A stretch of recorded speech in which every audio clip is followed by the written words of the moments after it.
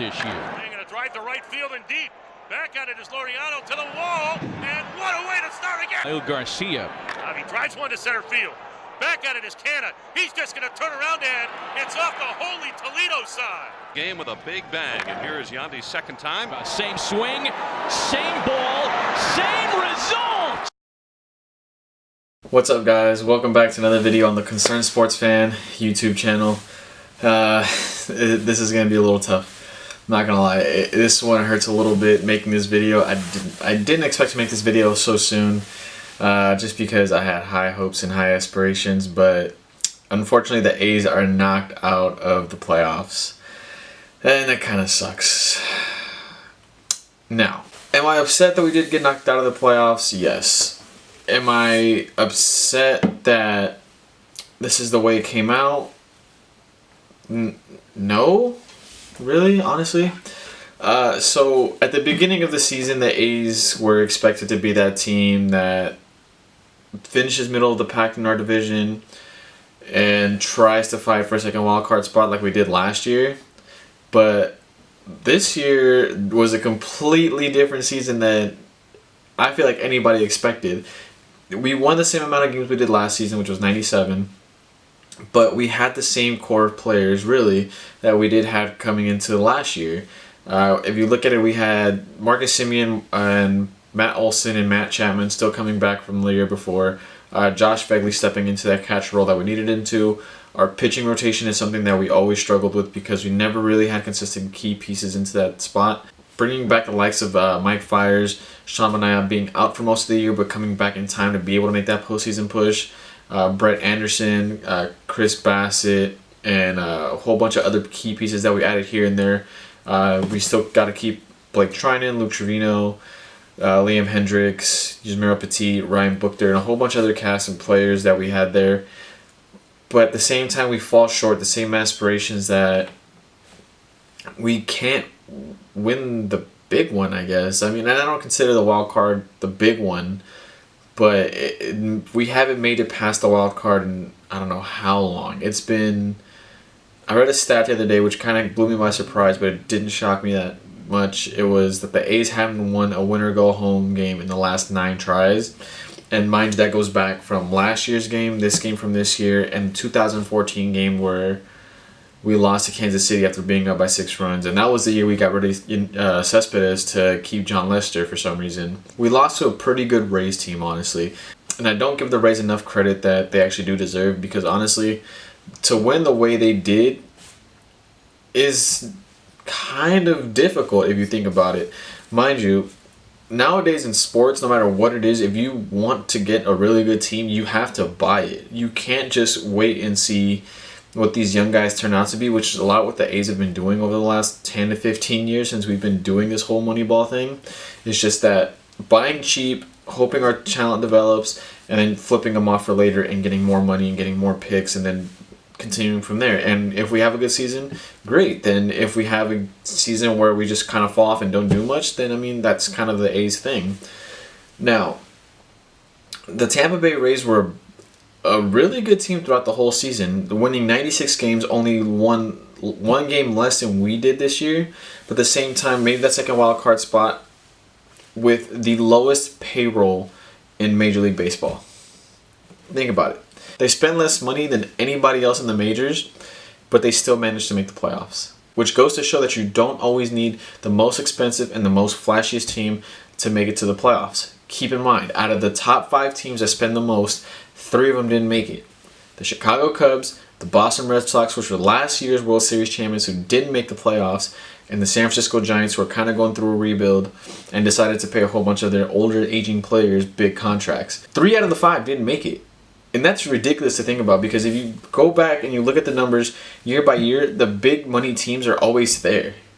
But this year, it was a lot of the lower budget, a lot of money ball, a lot of analytic type teams that made it, like the Rays and the A's, and then the Nats, and then the Braves were also up there, but they were also kind of big spenders. We lost to a pretty good team. They had the lowest pitching ERA that anybody else could offer in the league. They also did have the lowest attendance by anybody in the league. They only averaged about 14,000 fans per game, which, I mean, 14,000 people is a lot, but for a sporting event isn't much at all. And mind you, the Coliseum, as small as it is, 14 wouldn't even look that big in here. I mean, we averaged about 18 to 20 on a good day. The A's managed to sell it last night, which also at the same time doesn't surprise me.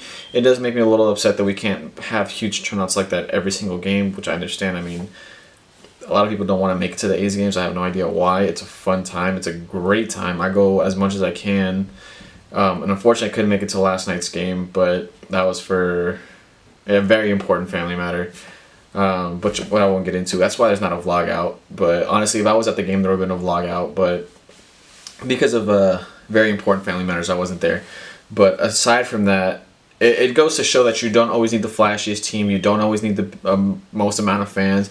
You just have to be a good baseball team. You have to be a well-oiled machine. And that's what the Tampa Bay Rays are. Imagine being like the New England Patriots. I mean, yeah, they have the biggest crowd. They have some of the best players, but they don't spend a lot.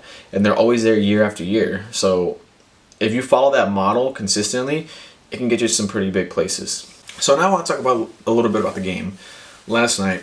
Now, I didn't watch it live because, like I said, it was a very important family matter. I did listen to it on the radio, had my earbud in, but honestly, I don't think Sean Manaea should have been the starter. It's crazy to think, it's crazy to say as an A's fan, it should have been Mike Fiers. Mike Fiers should have been the person to take the ball game one. It's the game 1 of 1. It's the game you needed to win. I know Sean Manaea came in September and had a really great month, winning 4 out of the 5 games, having a 1.25 ERA. And so, yeah, people think, this guy's hot right now, give him the ball, but at the same time, it's the whole body of work throughout the season. I think to have Manaea in there after only a month of game time was honestly just too soon. And in a game like this, you need somebody who was there throughout the whole season. You need somebody who was in there to be well challenged, well executed, and just have the right mindset. Mike Fiers was there throughout the whole season and faced some pretty big teams. And not to take anything away from Sean Manaea, but Manaea did not face the biggest challenges that when it came out to this month of September. Yeah, I think he played the Astros 1 game, but I don't think it was the right time to bring him back to start that game. I still think it should have been Fiers, who had the better overall record, who had the better overall ERA throughout the whole work of the season. If you would have told me Manaea came back in mid-July before the All-Star break and just had a pretty consistent season going forward and produced more of what he did throughout the month of September, I would have said, yeah, then give him the ball. But throughout the whole span of work, throughout the whole body of the season, I think it should have been Mike Fiers.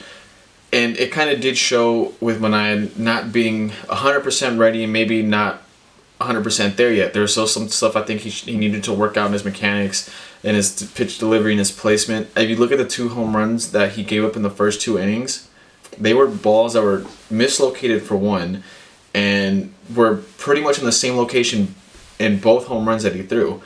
Both balls that they were aiming for down low, and he put up and away, and all you need to do is put a good barrel, and that ball was gone. And unfortunately, when you're in a deficit that high with the amount of pitching, with the quality of pitching that Tampa Bay is having, it's going to be kind of hard. And yeah, we did have 3 infielders in Matt Chapman, Marcus Semien, and Matt Olson, who all 3 hit over 30 home runs throughout the whole season. But a lot of that is going to be just hard to catch up with. And yeah, we did have bases loaded with Jason Profar up to bat, and just nothing well came out of that. That's how it is. A lot of times you just have to get lucky. And Tampa Bay might have gotten lucky, might have been well executed pitching, but it just didn't fall right for us. And I feel like that's always what it's been like to be an A's fan. It's just like you get there, you're right there, you're on the doorstep of the postseason, and we just don't follow through. And it's unfortunate just because we had a really good year. We had 2 really good years with back-to-back 97-win seasons. And at the end, it's just like that bitterness in your mouth that you're just like, man, it was such a good season, but if this, if that, what if we started Mike Fiers, or what if Blake Trinan and Lou Trevino would have been healthy throughout the whole year? What if we would have had consistent batting coming out of the catcher spot, or if our outfielders would have been healthy throughout the whole year? Like, it's just things like that. You think about things like that throughout the whole year. What if Chris Davis hits another 40 home run season? It's just what more could we have done? It's pretty difficult, honestly, just because taking this in, waiting until next year, it's just gonna feel like a really, really long off season. And looking back, it was a great run. I'm not going to lie. It was one of the best runs I think we've been on in a while. At that time, we won 12 in a row where we were hitting the ball out of everybody. We were leading the league in runs. We were leading the leagues in at-bats. It was just, it was ridiculous to watch. I mean, We were top 4 in the AL. Like I said, 3 infielders who were all hitting over 30 home runs.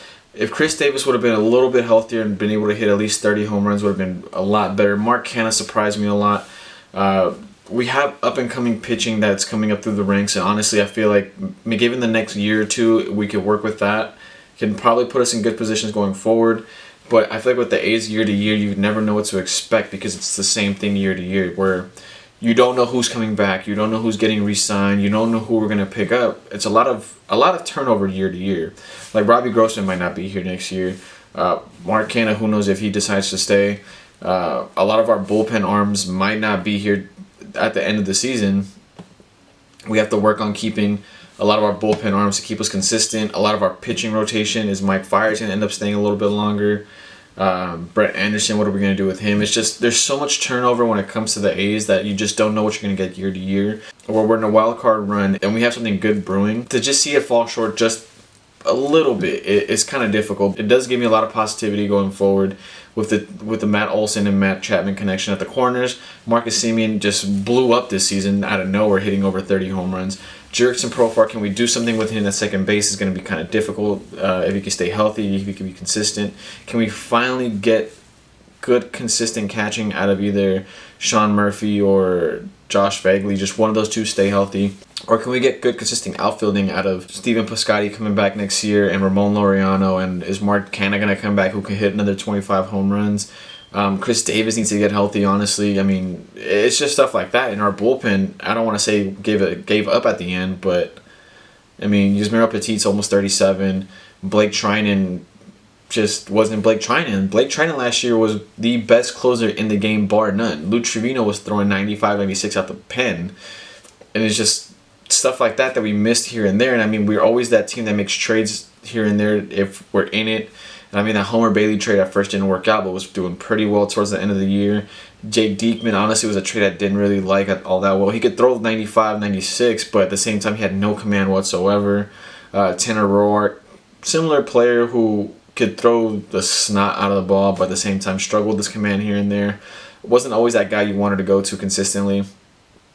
But it's just those moments that if we can piece it all together, I honestly feel like we could be a really, really good baseball team.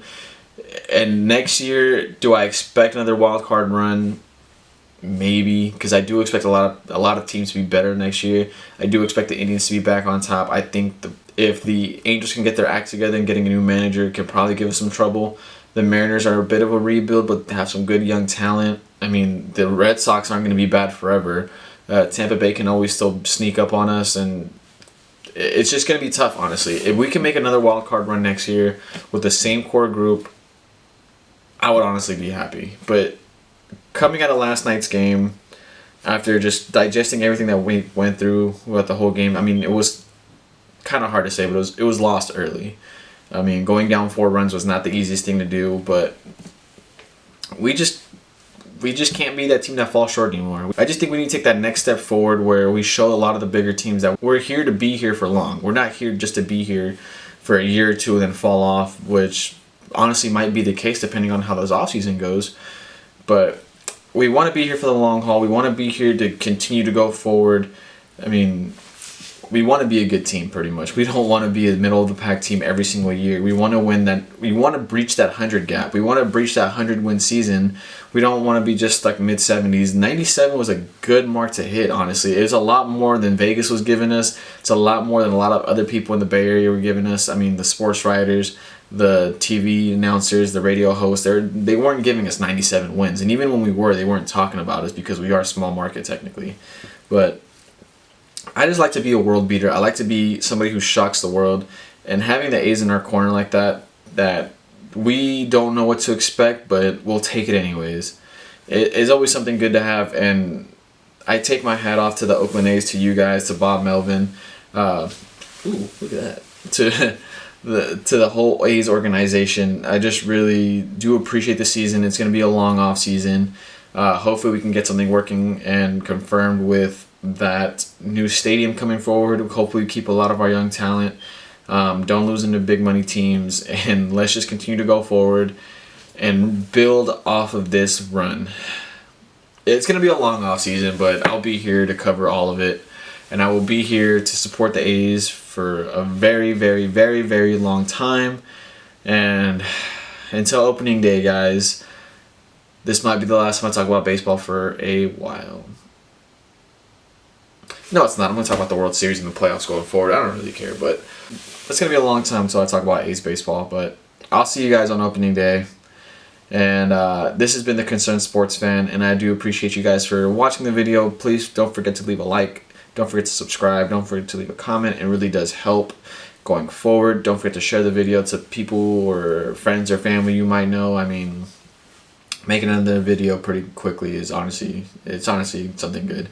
So hopefully you guys like the video. Like I said, like, comment, subscribe. Don't forget to turn on post notifications. And I'm the Concerned Sports Fan, and I will see you guys next time. I'm out.